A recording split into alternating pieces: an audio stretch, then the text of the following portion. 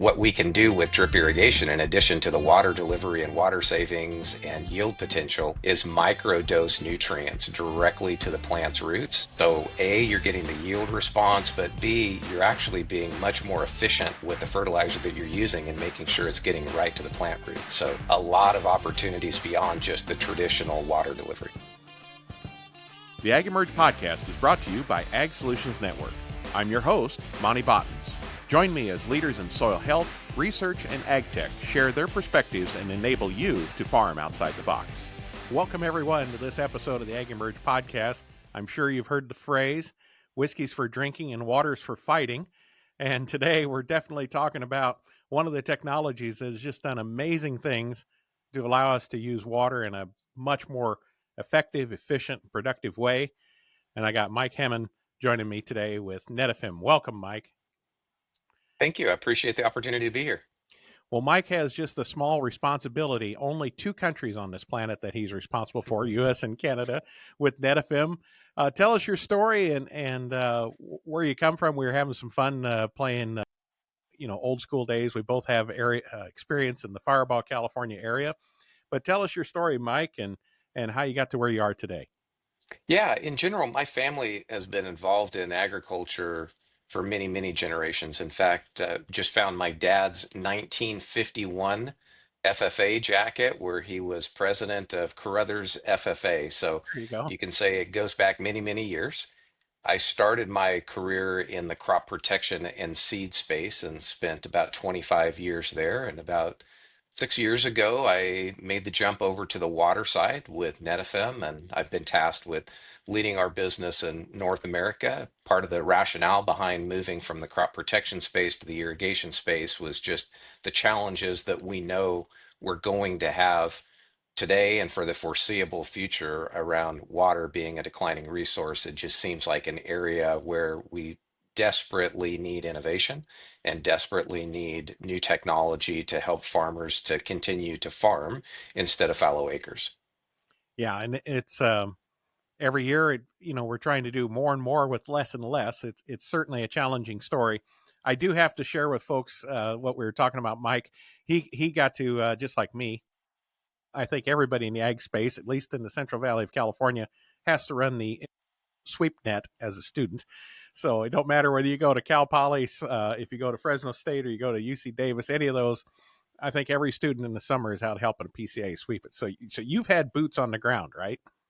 Boots on the ground for sure. Spent a lot of years in the field. And when I was going to school and getting out of school was when cotton was in its heyday. So the thing I remember the most about running the sweep net was when cotton was in bloom and you finished your sweeping, you had to open up the net just a little bit to let the bees get out, or you got a bee right in the face. That, and then as soon as you were done, you went home, especially when you got into spider mites, and took a shower as fast as you could. Absolutely. You've never the only thing more fun than spider mites and cotton, Mike, is spider mites and silage corn. So because then E- you get them from ex- your head to your feet. So Exactly. Or aphid, so that you yeah, can yeah, go have your genes stand up in the hmm, corner by themselves after you've got all of the secretion yeah, from the aphid all over yeah. the place. You can take a pair of jeans and you stain them green in one time, and it never comes out. It's pretty amazing. Exactly. No, cotton's my favorite crop, and in fact, when Netafim came, that was one of the crops that they worked on was cotton and tomatoes on the west side there. Tell us a little bit of Netafim's story, and it's a long story, and really the inventors of drip irrigation. Share that with everyone. Yeah, so ironically, we are celebrating our 60th anniversary this year. We have a lot of global celebrations that are happening. And this company started with roots in Israel, and they had to come up with a technology to grow crops in extreme climate conditions. So think about probably about as extreme as it can be is the Israeli desert. And this company started with a group of farmers. And I think that's really important for the way that we go to market because we always say we're farmers first. And we always think about everything from the point of the view of the farmer. So today, 60 years later, we're the world's largest irrigation company. We're a global leader in precision ag solutions. And That's becoming a bigger and bigger part of our business with technology that's available today from an automation standpoint. We continue to innovate with delivery of water through the most advanced drip emitters and valves and filtration and all the things that are associated with the drip irrigation system. But technology is moving so fast now, we can automate, we can use predictive modeling, we can use machine learning. It's just a really interesting time to be a part of the irrigation industry. Yeah, there's some fascinating technologies coming for sure. I think as we learn more and more about precision irrigation, we started from taking it whole field blocks, to subfield blocks, to designing systems that are aligned with various EC zones within a field, where we might have 7 irrigation zones in a field, and you might water heavier in zone A, longer duration, but in a longer rest, where other sandier zones, zone B, it's more of a pulse irrigation. But even the future is interesting, what's coming for tape. um, so have you guys ever thought about how many million of acre feet of water you've saved in the Central Valley of California? That would be an I've not interesting I've calculation. not done the calculation, but we could sure estimate that, and it would certainly be a lot. In fact, I remember a couple of years ago, I had the opportunity to speak to some people at the World Ag Expo, some of our policymakers actually, and the conversation was around what are we doing to combat drought? And at that point in time, there had been money that had been appropriated for lots of good purposes that would likely lead to some reduction in water usage, but it was all very short term. And I just did some quick back of the napkin math and said, hey, for the same amount of money, you could put every acre of alfalfa in the state of California and Arizona under subsurface drip irrigation, and you could save all of that water and then some annually, year after year after year. So it's big, big differences between flood and drip irrigation and more efficient irrigation automation, better scheduling. There's still a lot of work that can be done here. Yeah, and I mean, the numbers are staggering. I mean, I roughly look at it as a rule of thumb as half of the crop per, or twice the amount of crop per drop. So your Mhm. yields improve because of distribution uniformity, timing. No delays. Especially you use the alfalfa irrigation. Normally, you got to wait for the hay to get picked up and Yep. off before we send the water. And then when we send the water, we send this big wall of water, and we hope the soil can hold it for 28 days and not starve it out at the end. You can start the drip immediately and follow that ET curve of the alfalfa and keep it in a vegetative state longer. So where you do have a cut, you have a higher quality cut, you have more tons of cut, and yet we're putting on significantly less, probably a third less water, and getting almost 50% more crop. So Yeah. it's pretty phenomenal, the changes that can make. And you think back to your time, like you're saying, in the crop protection industry. There's not many things you can do where you get a doubling of efficiencies, right? For sure. I think the other thing that's let's say, an ancillary benefit beyond just the water portion of this is the delivery mechanism for fertilizer. Yes. And if you think about nutrition, let's say, we know that at different times in our lives as human beings, we have different nutrition needs. And it probably also doesn't work very well to say, let's sit down on Monday and eat all of the calories that we need for the full week, and then we'll eat again the next Monday. What we can do with drip irrigation, in addition to the water delivery and water savings and yield potential, is microdose nutrients directly to the plant's roots. So A, you're getting the yield response, but B, you're actually being much more efficient with the fertilizer that you're using and making sure it's getting right to the plant root. So a lot of opportunities beyond just the traditional water delivery. Yeah, it's exciting. And we've done a lot of things as far as looking at certain water based nutrients and delivering them to the field on a part per million basis, because the plant sees and experiences concentrations. It don't think in pounds per acre. So Right. that's a real change of thinking, but we found that to be a great way to go, especially nitrogen and other water soluble nutrients. Potassium are great for delivering on a parts per million basis. Now the ones we Absolutely. can't, that are this root has to grow into, or requires biological activity to make it available, but the majority of the nutrients can be delivered that way. So Hmm. it's been it started in California, right? You're in Fresno. That's the U.S. headquarters, I believe. And, nice facility there right by the airport. Drive by it all the time when I'm in town. Yeah. Um, and, drip tape's pretty well known, pretty well adopted. And, the incremental improvements that are going on now is better timing of fertigation, better timing and automation of clean out and those kind of things. But, if you look at the California market, you're certainly at the peak of the market, right? It's been well adopted. But what about the rest of the country? How is it coming to play? I mean, there's lots of opportunities for pivot replacement or adopting, replacing gravity, in the Delta and other places. It's a whole new frontier there, correct? Correct. And even within California. So if you think about California, we were talking about cotton earlier. I happened to go over to the coast this weekend, and as I drove all the way out 41, I thought to myself, gosh, 30 years ago, this was nothing but cotton. And now you see orchards and you see Mm-hmm. a lot more pistachios, you see a lot more almonds. So over the last, let's say, 2 decades, really the drip irrigation industry in California has largely been driven by increased adoption of permanent crop irrigation. You don't really see many orchards, especially in the central and southern part of the state anymore, that are not on drip irrigation or micro sprinklers. Mm-hmm. So that has definitely been penetrated, but there's a lot more opportunity. We talked about alfalfa and look at the water use efficiency that you can get with subsurface drip irrigation and alfalfa in California.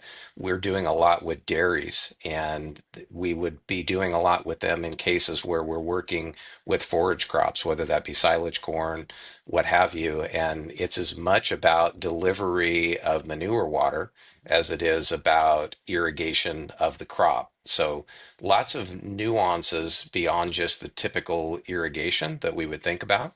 If you get outside of California, some of our fastest growing areas, Utah is a big area for us with conversion from flood to drip irrigation and alfalfa because of the pressure on the Great Salt Lake. If you look across, well, actually, another large market for us is in Texas. You think about water scarcity in the Ogallala Aquifer. We have a lot of cotton on subsurface drip. Other vegetable growing areas, of course, in Florida, quite a bit of business in Florida, Georgia, up and down the eastern seaboard there. And then, of course, we have a landscape business as well that is active across every state in the US. So we are pretty penetrated across the entire US and Canada as well. Yeah, and that we normally think of it, like you said, it starts in those areas that have water scarcity, like you're mentioning Utah, and it is easier to directly replace flood irrigation with drip. How does it go? I mean, I know we work with farmers in Western Kansas and such where you have low water availability and they're Mhm. using, low pressure pivot systems, putting three wells into one to be able to run one pivot. And they've got the cost invested in the pivot, yet they have scarcity of water resources, just wondering how long it's going to last for them and such. How do those people convert? How do you appeal to those farmers to, okay, we understand you're doing everything as efficient as you can, but taking away an asset they've paid for to put drip in its place. How does that conversion help? Yeah, I think it really depends upon who is the farmer and what's their mindset. If you look at this just simply from a mathematical equation, it's pretty simple that there is a return on investment and it's only getting better and better and better that return as water is getting more and more and more scarce, or as you're having problems with the amount of water that you could pump. The unfortunate challenge, of course, is there's an upfront cost, and you're going to have to put some capex down to be able to adopt drip irrigation. And that typically has been, let's say, the blocker, if you will, to adoption of drip irrigation in crops that have historically been serviced by pivot or crops that you don't think of like almonds or grapes or vegetables when we think about alfalfa or cotton. It's typically that capex challenge because it is a lower value crop. So some of the areas where we've seen success on this is traditional programs in the Farm Bill. A lot of equip funding is used to convert from in inefficient irrigation to efficient irrigation. So whether that be flood to drip or pivot to drip, there's a lot of our business that is driven by equip funding. Some of the other areas as well, though, that we've had a lot of opportunity have been more localized. So I mentioned earlier the work in Utah that we're doing. A lot of that is around state funding that might be available. There's tribal funding, even in some cases as well. So a lot of it is as much about connecting the farmers with the opportunities for capital as it is about the agronomic aspects of irrigation. And lastly, another area that's been a really neat thing to be a part of recently is we started a corporate partnership program, and we're working with large corporates like Google and Microsoft. Think about companies like that that have water footprints where they just physically cannot save enough water because of the amount of water that they use in their processes. So they have funding that is available to farmers that might sit over that same aquifer, and that funding can be utilized to adopt drip irrigation and reduce the overall capital requirements to adopt that right up front. So think about it like a cost share program similar to Equip, but it's funded by corporates instead of by the government. Now, are they leasing that water right to back to them? Then is essentially what they're doing, or they're not giving up their water right, It but has just they're nothing to do leasing with it over a water period of time. rights. Okay, Yeah, nothing to do with water rights. It's more just to show that we're doing the right thing. So okay, a like simple a carbon example. credit, similar to a carbon credit is a water credit, essentially. Yeah, it's probably not as, let's say, as regulated as that. So think about somebody that might be using, we'll use alfalfa again, flood irrigated alfalfa. They know when there's a history and there's an agronomic model, depending upon where you're at, that shows how much water that you're going to use annually. When this converts to drip, what we're able to do is automate these fields, and then you can do real-time monitoring so you can see exactly how much water is being utilized. Now you can compare against the baseline and see what the savings have been. So one of these large corporates might say, yes, it is true that I have a water footprint in a specific area that might actually be viewed in a negative way. But now I can show that I can get to water positivity because I'm enabling a farmer to use less water. So essentially, they get to count that as something positive that they've done to offset the withdrawal that they might take over that aquifer. And that has an opportunity in some of the larger aquifers then too, because then you have a larger base in which to shift those credits, if you will, back to them. That's interesting. Interesting. Yeah, More than one way to solve a problem, isn't there? absolutely. So I got to ask. I know we've mentioned a lot about alfalfa. The only thing I can think that's bad about drip tape alfalfa is gophers. How do we solve that problem and rodent problems in general with subsurface drip irrigation? Yeah, a lot of this is just more intensive management. And what you'll see oftentimes with drip irrigation is it does require more intensive management. You've got to keep the soil moist on a regular basis. In some areas where you've got really, really bad rodent problems, you may have to go through some mitigation practices first before you can actually go put the subsurface drip irrigation in. There are some products that can be used through the drip irrigation system that will help some, but really it's just more intense management. And there is going to be some ongoing maintenance where you're going to have to manage some leaks now and then. Have you? I know there's some back east here. There's a seed corn company that offers, and you work with them, Bex, at Mhm. their PFR site up in Kankakee, Illinois, with Jason. And I know they have a lot of things where they have recommend products or practices over a period of time that seem to work well. And these are products or practices that they don't sell, but it Mhm. creates high value for the farmer. Does Netafim do something similar, or have you considered something similar for, you know, products or practices like management for rodents? Here's something that works really well. Here's something because there is a whole snake oil category associated with line cleaners and witches brews, all kinds of things. And what those practices are. Do you offer that, and or through the dealers, do they offer that, or something you've considered? Yeah, so the dealers certainly would. And on our side, the way that we go about that type of a recommendation is back through our agronomy team. So I'd mentioned at the beginning of our talk here that Mhm. one of the things that sets us apart is we were farmers first before we were selling anything commercial.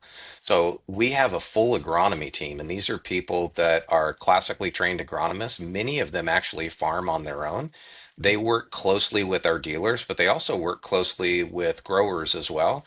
I've been on many, many, many farm visits where a grower's had a problem, and our agronomy team will either be able to offer a solution there on site that has nothing to do with our irrigation products, or even tap into our global agronomic knowledge because we have agronomists all through the world. And whether that be something, the other day I was with somebody and they were asking about coyote damage in a orchard. What have other people done? Our people can speak from experience, and the agronomy team shares that information without selling anything. To your point about line cleaners, I'll bet you every week I get an email from somebody that says, "Wouldn't you like to represent this product on our behalf?" And it's really not what we do. We're happy to provide the agronomic recommendations, but to stand behind a very specific product in a way that we're trying to sell that product is just not really who we are. Right. It's just it's a pain point for farmers knowing what to trust or believe. That's it's a product, it's a Correct. category that's needed, right, in order to keep your tape viable for a longer period of time. And there's always that replacement decision, right? As far as Absolutely. we budgeted for this much, but it really needs me a little bit sooner, or hey, we were able to extend it, and that makes a big difference to the farmer's bottom line. So it's just tough Yeah. to get good quality information in that space. Absolutely. And our team is certainly able to help with that. I think the biggest thing is just regular maintenance. And you know as well as I do, a lot of people have the attitude that we're going to install this project and then never look at it again. And just proper things like flushing, making sure that you're working with your filtration and keeping up on maintenance on that. I can't tell you how many times I've gone out to a field and you see leaky pipes, you see leaky filters, you see lay flat at the beginning of the field where there's water that is flooding out a portion of the furrow, and you're saying, "Gosh, we're working on efficient irrigation here, but there's some basic maintenance that could be done as well." And all these systems are designed to operate within a specific range, not necessarily the Correct. tape, but the tape has a wide range of forgiveness and elevation and those kind of things. But Yeah. the laterals themselves and all the valving is all designed for certain flows and pressures. And any guess what percentage of tape fields are not operating at optimum? If they've been installed for a while, probably quite a few. Now, what is optimum? So we can go and put a brand new system out there and properly engineered, we could have a very, very high distribution uniformity. You may look 5 years down the road and your distribution uniformity may not be where it was, but it might still be over 90%. There are other places where if people have just neglected the basic maintenance, especially around fleshing lines and line cleaning, where you may get stuff that is sitting in the 60, 70% distribution uniformity. You've spent all this money up front and you have not done the regular preventative maintenance. It's like buying a car and thinking you're going to drive it for 100,000 miles without changing the oil. Very true. We'll talk about a little bit on. I know drip tape's entering more of the commodity markets in the Midwest. I know some of the higher yield pushing people are looking for that, and it's more as a supplemental irrigation, not necessarily. There's California where it's essentially 100% irrigation, well, 95%. You have the Great Plains where you're looking at essentially a 50%, roughly a third to 50% of the water use is coming from irrigation. Then you got the Corn Belt where it's just in addition to kind of bridge, 6 inches of water at the right time would make a huge difference. How does drip tape fit into that scenario, and what do those systems look like? Yeah, so I think there's, in my mind, maybe three different aspects of where you would use it and what you would use it for and why. So I think the first thing is there's no doubt that weather is changing. So we can call it climate change, we can call it a cycle, but we're certainly seeing this. And so areas that historically may not have needed irrigation and today may not technically still need irrigation, to your point, if you supplement it a little bit, you're going to get a yield increase, you're going to get a quality increase. You might still grow a decent crop without irrigation, but if you add some irrigation to the mix, just look at how much better it could be. So that's one point. I think the other point goes back to what we were saying earlier around delivery of fertilizer through a drip irrigation system. And one of our customers said it best. I heard him reference it that drip irrigation would be similar to an IV. So, when do you need nutrition? Where do you need nutrition? What's the plant cycle? Is there something going on in the field? The field is wet, you can't get out there. There's something preventing you, the size of the corn, whatever it might be, from getting that fertilizer application on in the most ideal fashion. Here is something that's sitting there that is always ready. And you can do micro doses. You can do specific fertigation programs that are delivered at exactly the right stage of the crop. That's been huge. And if you look, you mentioned Bex, and if you look at some of the high yield contests that happen every year, generally many of those are grown with subsurface drip irrigation because it's one more variable that you can eliminate and you can deliver nutrition right at the roots at exactly the time that you need it. And then the third piece is we referenced it a little bit earlier. We're seeing a lot more interest in the dairy solutions.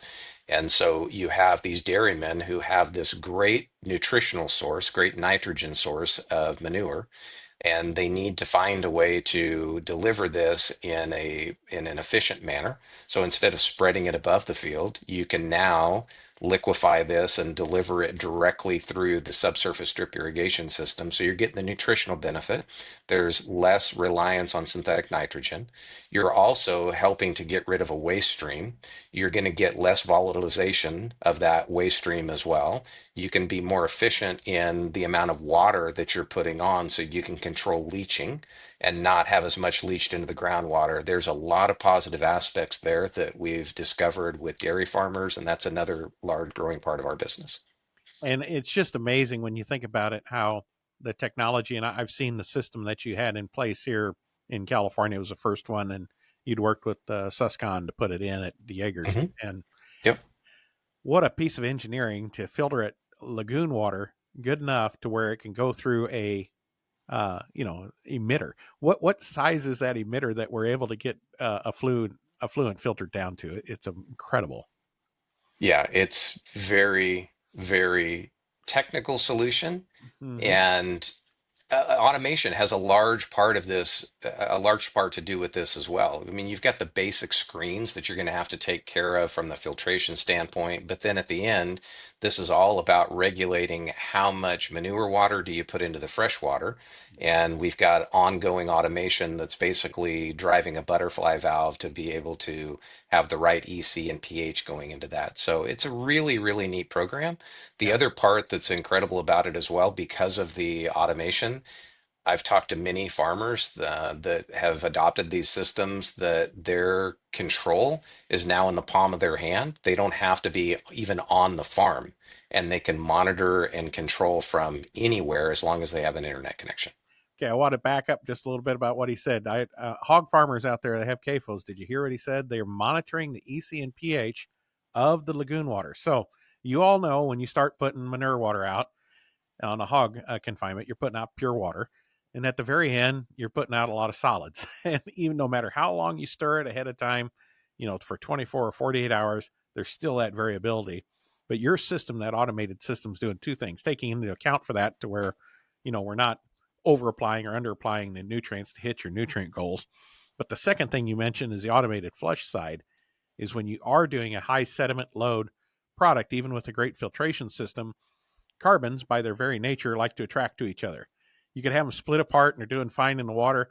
You leave them together in a drip line for an hour and they like to come together. So Mhm.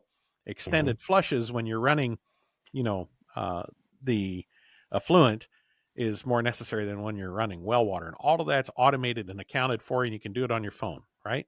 So why isn't everybody Absolutely. doing this? A lot of this is adoption, and a lot of this is it's new, it's different. And there's also this cost barrier that oftentimes exists as well, which again, we've done a lot of work, I'm sure you're aware, in California with with cost share funding for these type of systems as well. We're doing a lot of work right now, actually, in the swine side of things as well. And this is an area where you get all of the same benefits that you're going to get out of the manure systems that we have in the dairy farms. But the other big issue that we all know here is just smell. And as you have got more and more urban encroachment on farms, this is an opportunity to maybe have less complaints from neighbors, be able to continue to operate in areas that are becoming more and more and more popularized. And let's look at the problems you're dealing with. The neighbors is one thing. Second off, we're putting the effluent out in November because it's, we like to put it out after harvest, but before the ground is froze. The ground's generally dry, but those nutrients really aren't needed until the following June or July. So they're exposed to loss for a long period of time, right? The other thing is a lot of research has shown that when we put on those 4 to 8,000 gallon loads, whenever it comes across the earthworm channel that's connected to a tile line, that tends to, leach into the tiles pretty quickly and shortly after application. Where if you went to this, you're spoon feeding it when the plant needs it, and you've got a 2 or 3 month period where you can put it out. Um, there's some real opportunities there. Hmm. Absolutely. Talk about systems that are maybe a little more, when drip first started, a very, everything was mains are buried and, very high cost of capital to install them. And that's changed over time now to where we have more temporary systems, shorter life systems that can account for, we lay it down for one crop and pull it up to allow for tillage or row configuration changes. Talk about how that's changed over time and where you see that going, Mike. It's a very large part of our business, and the area for us that has really driven this has been the vegetable market in Salinas, and specifically the leafy green market. So what we did is launched a program in 2007 that was largely around recycling. And what's happened is that pattern of how you're using drip irrigation has changed from installing a system, pulling that system out of the field before harvest, and then reinstalling that same system. It takes a lot of labor to do that. You've got leaks and challenges when you're doing that as well. And so we've moved to a very thin tape with a very simple emitter to keep the cost down. And that can be used for one crop. And so there are times when this is being used 3 times in 1 year. So a lot of opportunity there to simplify the installation and the retrieval. And primarily what we've done here is develop a recycling program. So this is installed, and when it's done, we pick it up from the farmer. We bring this back to a facility that we have in Fowler, California. We recycle that material, and then we recover the resin from that material. We bring it into our plant here in Fresno, and we're able to extrude new product with the recycled resin. We actually brand this under a name called Regen, and we send it back out to the farmer. And then the other great thing that the farmer gets, in addition to less labor and a more efficient installation process, is now they can claim the sustainability benefits that are associated with this as well. We've worked with several very large growers and names that you would know where we've started a program called AgVantage. And what we've been able to show is that we can track every step of the way where this drip tape has been. We made it, we installed it, it was extracted, it was picked up, it was recycled in a sustainable way, it was reintroduced into a new product and brought all the way back out to the farm. So, very circular economy. And the farmers are now using this AgVantage program branding with their large produce companies to show them, hey, these are other sustainable things that we are doing, in addition to all of the other aspects of farming that they're required to do on a day in, day out, whether it be food safety, whether it be reduction in the amount of fertilizer, or whatever it might be. Just one more example of sustainability. That was a huge investment in the Fowler plant. Mhm. that to recycle drip tape, interior, that the inside of that tape is going to have all sorts of mineral deposits and and dirt and such. Then the outside of the tape, same thing, right? And I'm sure you receive them. I bet there's some interesting photos of receiving tape, where Oh yeah. where it looks like a bomb went off to Yeah. handling all that and separating that. I mean, what a process you had to put in place to clean in order to take that down to a resin that you can reuse. It's one thing to just, oh hey, we take it and put it in the Fresno recycling system. You're Yeah. reusing this resin. What what motivated the company to make that? Had to have been a multi-million-dollar investment. Yeah, absolutely. So the first thing is we talked to a lot of farmers and asked, what do you need? What are the barriers? And they really wanted to continue to use drip irrigation, but the cost associated with the labor to install and extract this by hand just was not going to work long term. So there were farmers that were talking about moving backwards. So moving from efficient to inefficient irrigation, not because they wanted to, but simply because of the labor costs. So our team put their heads together and came up with this single use concept.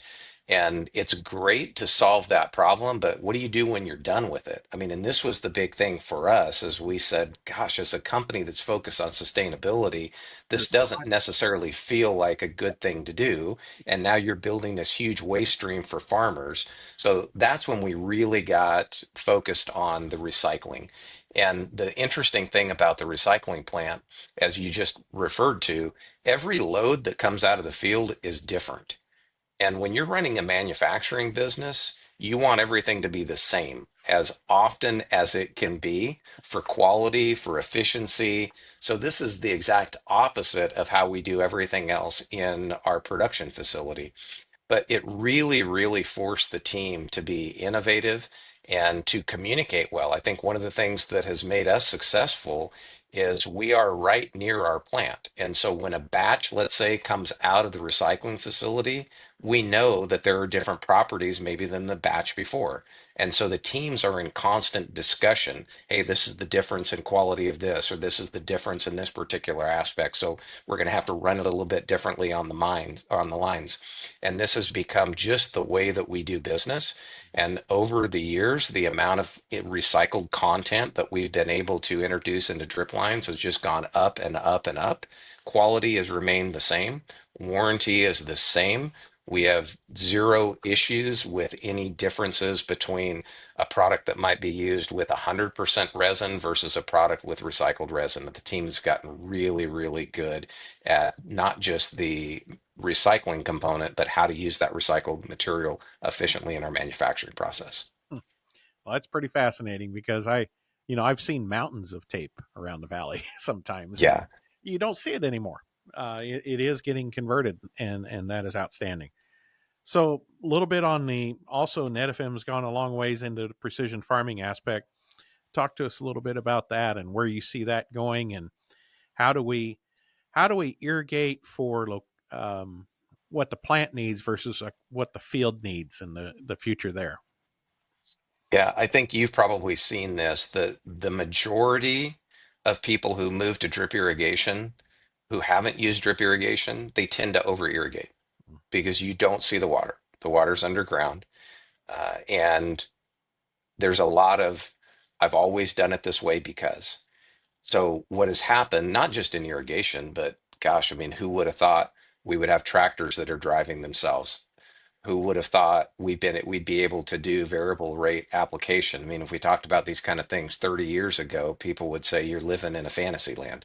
But as we have more and more and more precision ag ability and opportunity, we can be more efficient with these resources. So for us, the big thing is around automation and control. And for many, many years, we've been able to automate, not that difficult to turn a valve on and off. We've been able to take information from the field and make better decisions based on site specific information, whether that be soil moisture, whether that be something related to weather that's on a farm. But really, over the last several years, what's become very interesting is being able to take all of that information, feed it into the cloud, and run it over the top of a crop model. So now what we can do is run the site-specific information along with any other information, things around crowdsourced weather, or even what's the cost of power from the grid at 3 o'clock p.m. versus 7 o'clock p.m. We're able to pull all this stuff into a big algorithm that's based on a crop model and provide a recommendation on how often to irrigate and what the duration of that irrigation might be, even to the point of getting to a spot where that can be done autonomously if you wanted to do that autonomously. And if something happens, which happens all the time in farming, whether it's a field event, whether it's a water event, electricity event, it's machine learning. This is just going to catch up. It says, we missed the irrigation yesterday, so we got to do this much more tomorrow. It's all things that we can do today as human beings with longhand math. There's nothing magic about it. It's just being done very quickly, and it's allowing people to put that labor investment that they have into other places. I think that's a really great point on machine learning and or artificial intelligence. When you feed all of the crops and the planting dates and soil types all into the model, and then you have limited resources, and the canal company calls and says, oh, we're not delivering until tomorrow. Now all of a sudden you got to relocate all the pieces on the board and figure out Exactly. what is the next priority. Let's take a quick break and hear from our national sales manager at ASN, Zach Neppel. The AgEmerge podcast is brought to you by Ag Solutions Network. At ASN, we support farmers with top quality crop nutrition products and soil health practices. Our Power to Grow system delivers tailored nutrition to boost plant health and improve soil function, ensuring higher yields and sustainable growth. From seed to harvest, trust ASN to feed your crops and your bottom line. Let's farm better together.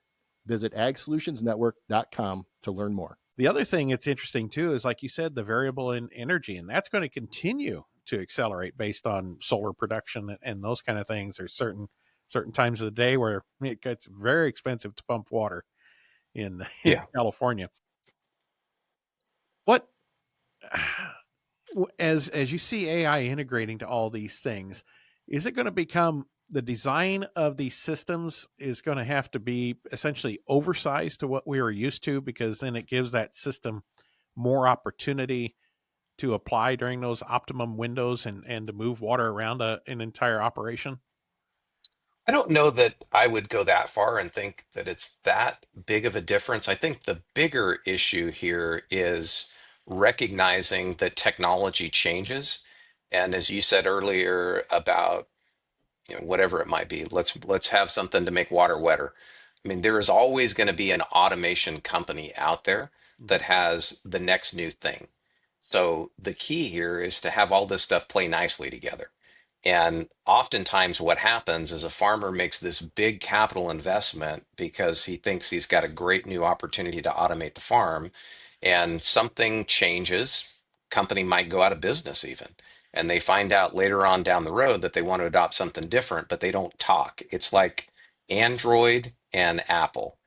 Okay, so one of the things that we've really been purposeful about is being agnostic to sensors and technology that might be out there today. So we're not going to go to a farmer and say the only way this is going to work is if you buy all of our stuff.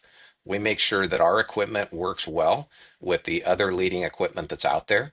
And the other thing that we've done as well is taken an approach to say you don't have to have the Ferrari on day one. If you want to buy the Ford basic model sedan and build up to the Ferrari, you can do that. You can start small and you can build on top of that instead of having to buy a complete system. So we think it's important to be agnostic to technology and to also be able to have the ability to do basic automation all the way up to advanced automation, like we talked about with crop modeling, and everywhere in between. So you can build it as you go. So the online resource of Netafim, what's the brand name of it?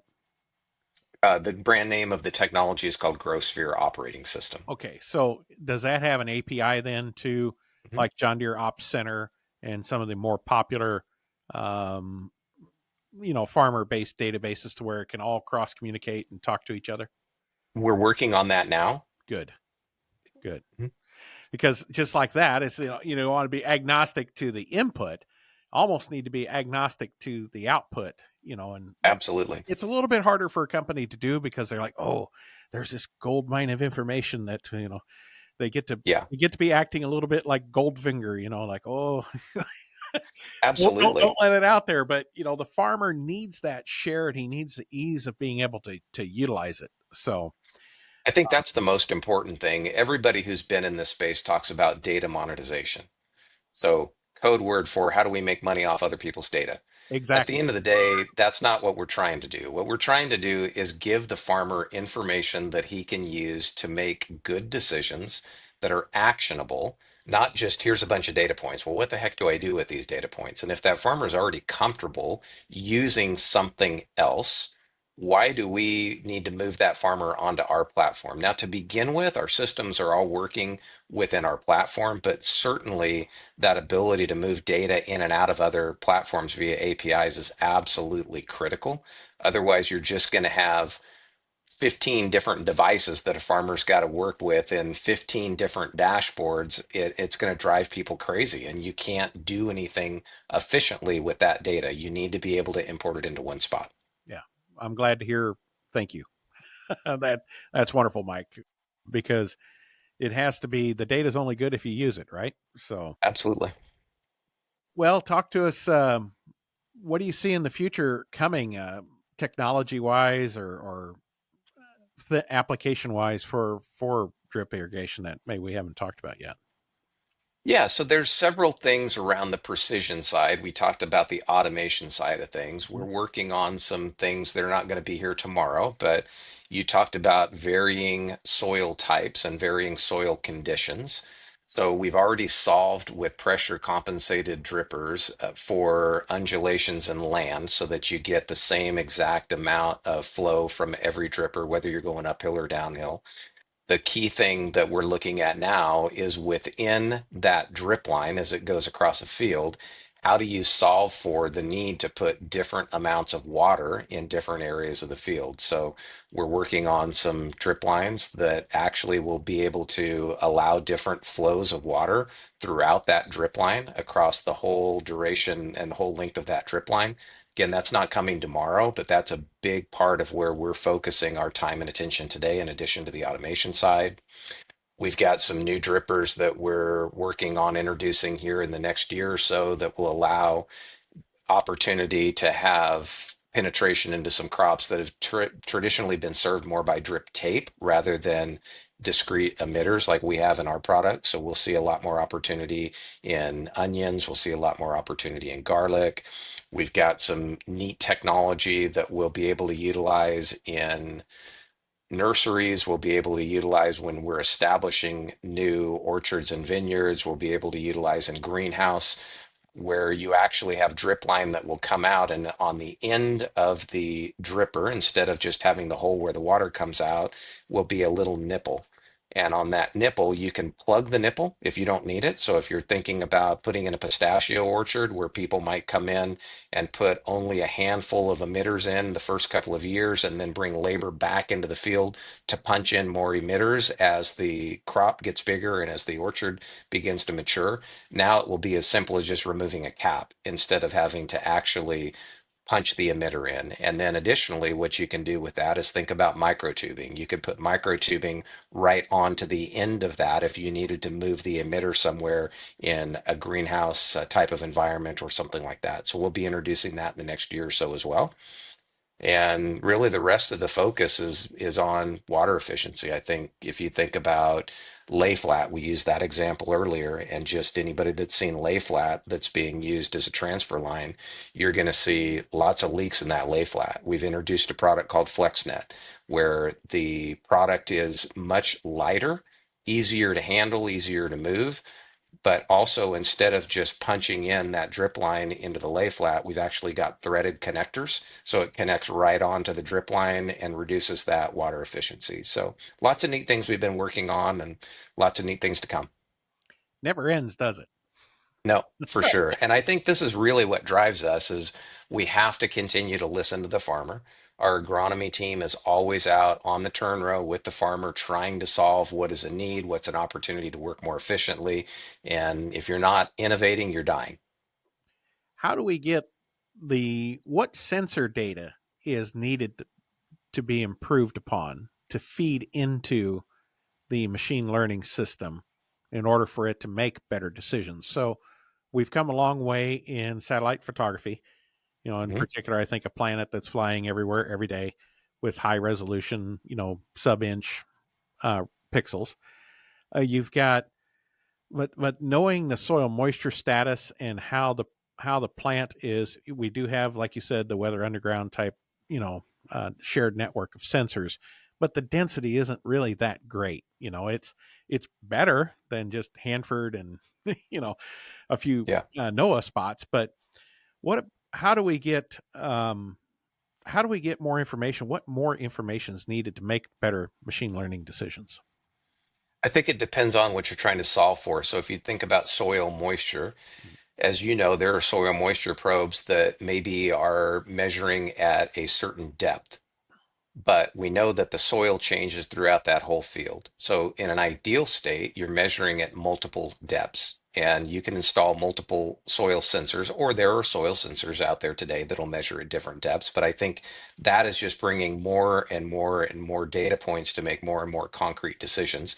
That could be one of them. I think another, of course, would be anything related to fertility. If there's a way to better understand the fertility needs of the crop, for sure, that's an opportunity as well. The weather conditions, as you mentioned as well, just these microclimates in the field. So the more that we can build weather stations and sensors that can be produced at a less cost and be able to put across more and more of the field to make more site specific information, I think certainly that is a big opportunity as well. And then, get beyond agronomics and you can start looking at other aspects. We talked about power, and you can look and say, all right, I need somehow to be able to analyze what is the varying cost of power and in the decision-making process that I'm making on when to turn this pump on, when is a good time, when is a bad time, based upon economics as well. And a lot of that comes just with APIs with other technology that's currently available and people working closely together and understanding that not one company, whether it be Netafim or anybody, has 100% of the solution. So this whole mindset of trying to have everything controlled from one brand, I think we've got to get out of that mindset. We've got to work well together, or we're not going to be able to support the farmer. Now, wait a minute. You're speaking as the industry leader here. You're supposed to be like another industry leader that has the yellow wheels, okay? And they don't want to do that. They want it to all be theirs. Why that mindset difference? Does that go back to your agronomist, your closeness with the farmer, your farmer owner back DNA? What's driving that difference there? I think nobody can do everything perfectly. There are things that we're really, really, really good at. There are things we're best in class at and will always be best in class at. There are other areas of our business where we're learning, other areas where we've made some mistakes in the past, and we've recognized that there are other people that are going to put more focus on that particular aspect of an irrigation system, let's say, or a precision agriculture system. For sure, if there are people that are doing better than we are, and it's not a core part of what we do every day, let's focus on what we do best and let's build partnerships with people who focus on what they do best. That's the only way the farmer is going to get ahead. Just to throw one idea out there for you, Mike, I know there's a certain company that makes something that goes in a field and it's spaced out every 20 up to 66 inches across the field. It's too bad that wasn't enabled with sensors inside of it to get the high resolution that would be needed. Sensors that would tell you moisture status, plant nutrient status, temperature, how much the plant itself is actually drinking at what moment in time. Hmm. Can you think of what that might be that would go in the ground every 20 to 66 inches that technology could be incorporated into? In what crop? I'm just saying, why can't we put these into tape? Why can't we make why Okay, I can't we see what make you're the saying. Yes, tape? yes, yes, yes. Why can't we make the Netafim tape the sensor? It's a great vision. And as I mentioned before, around this idea of controlling flow Mhm. within the actual drip line, Yes. similar type of concept. If you think about the technology that it takes to be able to do that, And then you think about the installation process of these products. This has largely been the problem is farmers aren't real nice with the way that the material gets installed, not because they don't want to be, but because time is money. And people are using equipment to install this in a fast and efficient way. And if you have to be super careful with everything that you're doing and you don't have something that's durable, then oftentimes this time is money piece comes up and it's just not as efficient. But it's a great long-term vision for something that could be. I think we have to solve some of the durability issues with that as well. Even a sensor tape, if you would, on an intermittent basis out there that would have an array Mhm. of sensors that they could lay between two tapes, like two 40s on an 80-inch bed, that could Absolutely. take a snapshot in there, whether it's EC, pH, those kind of things. That could be just a amazing technology for somebody that's really good at making buried Yeah, mine. I don't know who that'd be. absolutely. I know what you mean about the care and gentleness that's done by the irrigation team. I always got a kick out of the fact that the lowest paid people on the farm are typically the irrigation team, and they're the people that make the most valuable decisions or mistakes on the farm.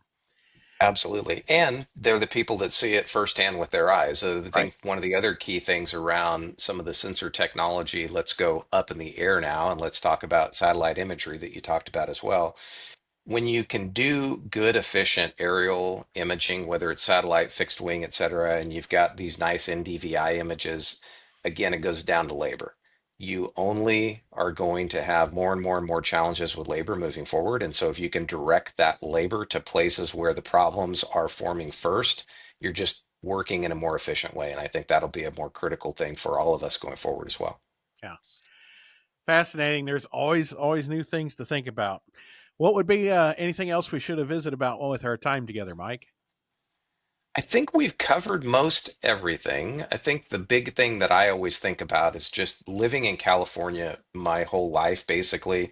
I take for granted that most people know the challenge that we have in California, but that's probably not wise to just take that for granted. And California's not the only place that's having water challenges. So you overlay that with the whole, I'll call it the feed the world concept, that by 2050 we've got to have 70% more food.